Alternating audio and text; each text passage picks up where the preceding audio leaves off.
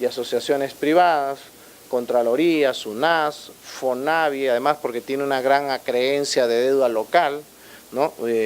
Deberán saber, por ejemplo, que en regiones como Piura, la EPS Grau, que es la que presta el servicio en Piura, está bajo un régimen concursal, ¿no? Y cuya deuda está concentrada en FONAVI, ¿no? Si esa empresa, al ritmo que va, pagara sus deudas, necesitaría 48 años para pagar sus deudas a los acreedores. Y si hoy quisiéramos vender esa empresa, habría que pagar 2.38 veces el valor de esa empresa a las juntas de acreedores, ¿no? Tenemos al mismo ministerio, ¿no? Que tiene sus propios programas, saneamiento urbano, la OTAF, ¿no? Tienes los otros ministerios, la DIGESA del Ministerio de Salud, la OEFA del Ministerio de Medio Ambiente, la ANA, que tiene que ver con los usos de agua, de la Autoridad Nacional del Agua, y más recientemente el MIDIS, FONIE, que tiene, no tanto en los ámbitos urbanos, pero tiene un fondo bastante importante para acelerar este proceso de cobertura en agua y saneamiento.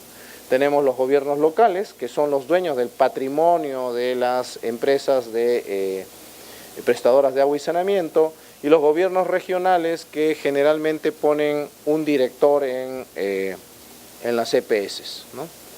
Ahí tienen la distribución.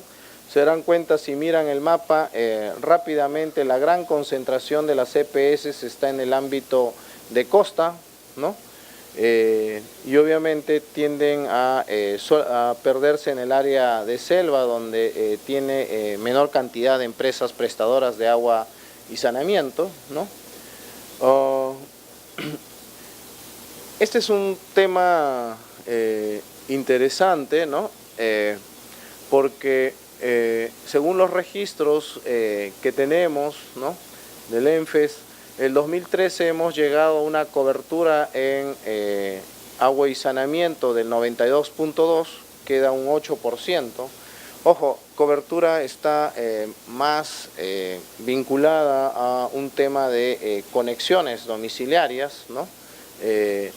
Hay que discutir el otro concepto, que es la disponibilidad de agua, ¿no? Aquí en Lima probablemente no la vemos muy seguido, pero hay ciudades como Sullana que tienen 2 horas de agua a la semana, ¿no?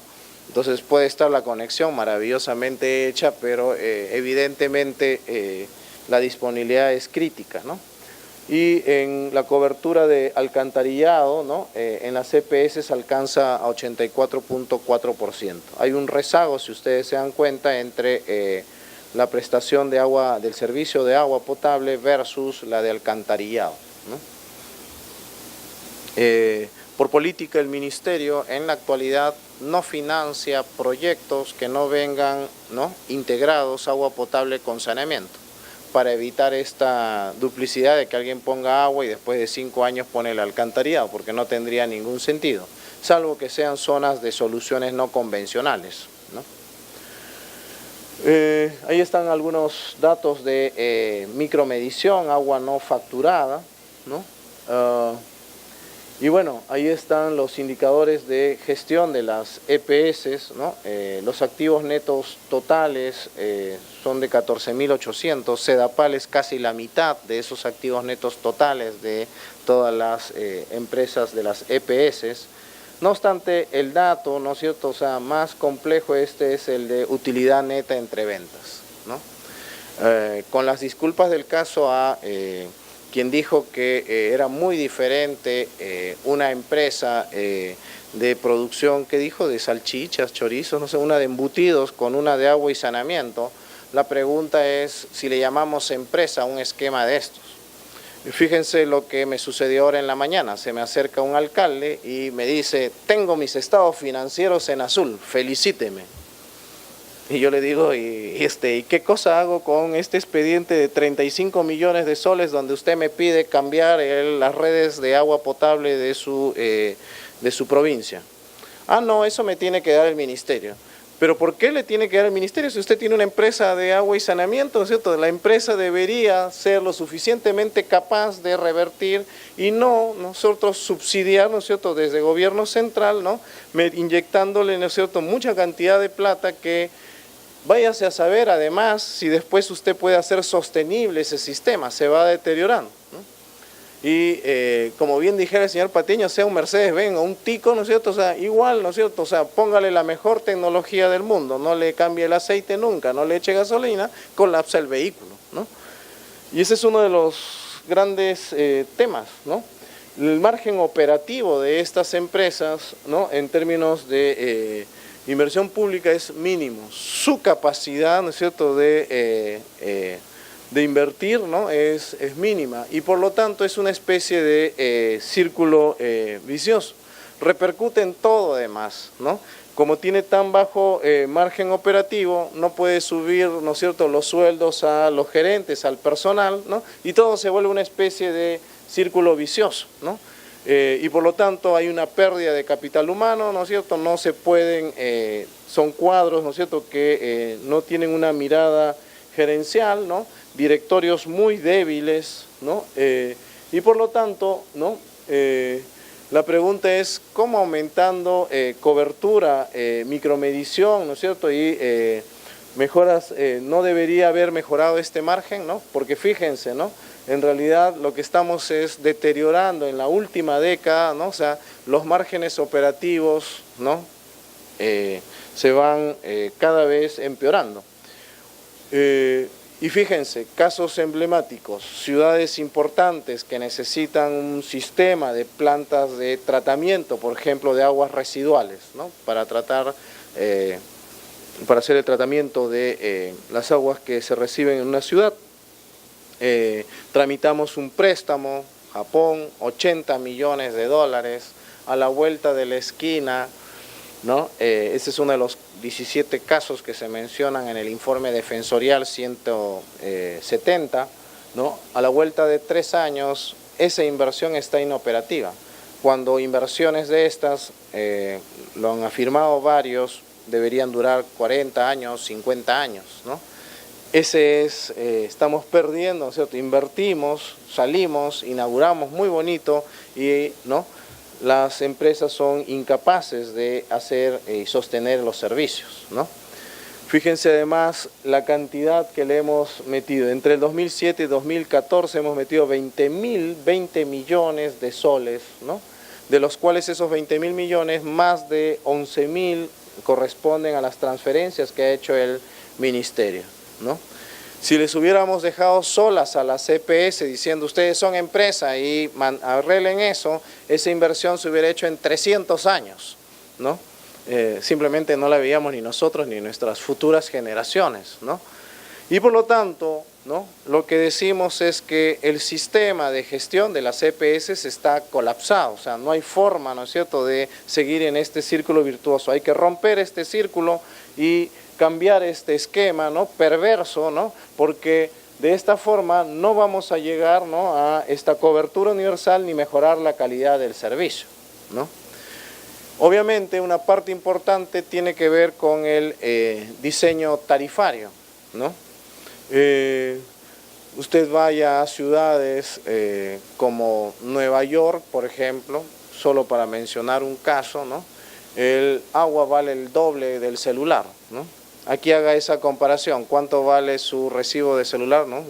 Usted que está usando ahí su WhatsApp, ¿no es cierto? O sea, ¿no?, chequee cuánto paga en su casa por agua y cuánto paga por el celular. Se va a dar cuenta que, ¿no?, esa es la diferencia, o sea, ¿no?, es uno de los pocos sitios en el mundo en donde el agua es un bien que es el más barato, ¿no? Y tiene que ver con esta historia, ¿no? Hay casos, hay casuística registrada, Puno, Juliaca es un buen caso, el alcalde anterior subió 10 centavos la tarifa del agua y lo renunciaron, ¿no? O sea, ¿no?, le hicieron un paro de 72 horas y le hicieron renunciar al alcalde. Y Juliaca es uno de los sitios que tiene la mayor cantidad de celulares per cápita del Perú, ¿no? Después de Lima creo que es Juliaca, ¿no? Todo el mundo tiene 2, 3 celulares, usted mira ahí, ¿no?, a la gente que está en el comercio y se dará cuenta que ese tema del agua es muy sensible en términos de cómo usted sube sus tarifas de agua y saneamiento. Y obviamente, ¿no? Este es otro dato muy complejo, que es la alta vulnerabilidad en la gestión de inversiones.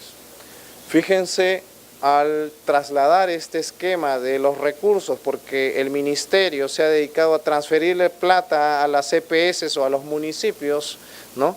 Y yo sé que esa es una discusión que hay que tenerla delicadamente, porque alguien pudiera pensar que el mecanismo es antidescentralista en el país, lo que voy a decir. Pero fíjense cuánta plata hemos arruinado, ¿no es cierto? O sea, en términos de proyectos paralizados, ¿no? Proyectos que tienen ejecución más de 3 años, ahí hay 222 millones, proyectos por liquidar, es decir, cuando usted no liquida un proyecto, no lo puede ingresar a sus activos, ¿no? Y por lo tanto no lo puede reflejar en sus estados financieros, 3.138, y los proyectos paralizados suman 1.128, es terrorífico, ¿no? Esta es la plata arruinada del país, ¿no es cierto? O sea, son las de los 22.000 millones, la plata que no está, no ha podido llegar, ¿no es cierto?, directamente finalmente a prestar el servicio, ¿no? Nada, lo dejo como punto de discusión, porque aquí estamos tomando una serie de medidas. Hay que recuperar esos proyectos, hay que ver dónde están las obras paralizadas. Hemos creado una unidad especializada para hacer eso, ¿no? Pero se dan cuenta que el trabajo es mayúsculo. Y la gran pregunta es, al pasar recursos tan importantes a municipios que a veces son débiles, no tienen estructuras logísticas especializadas para llevar a cabo una licitación, se los comen con las cartas fianza, arbitrajes, etcétera, ¿no? Buena parte de estos recursos que invertimos se pierden, ¿no? Hay una altísima vulnerabilidad en la gestión de inversiones. Bueno, esto no es sino probablemente el resumen de todo lo que han dicho